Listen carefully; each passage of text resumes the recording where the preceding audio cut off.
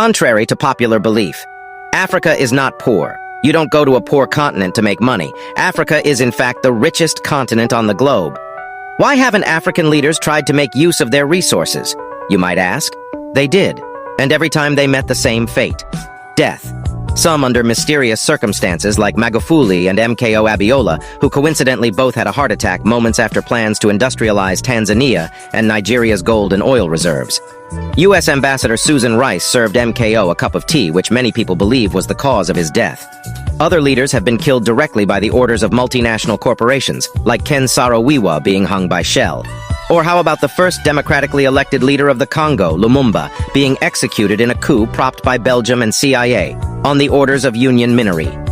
Congo is in fact the richest country on the planet, yet has the number 2 poorest citizens. After they dismembered Lumumba's body, the CIA plant dictator Mobutu took control of Congo for 30 years. Similar cases can be found across the entire continent of Africa and the entire global south. Latin America and Africa are still under hostage from these corporations. They have killed everyone who's gotten in their way.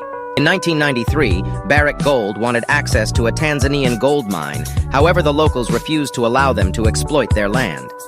Peter Munk, the CEO of Barrick Gold, then hired a militia to drive out the villagers. However, the locals did not back down, which resulted in 52 being buried alive and thousands more being displaced. In 1957, the French found uranium in Niger. 3 years later, Niger gained its independence. However, this did not stop the French elite from continuing the exploitation of her resources.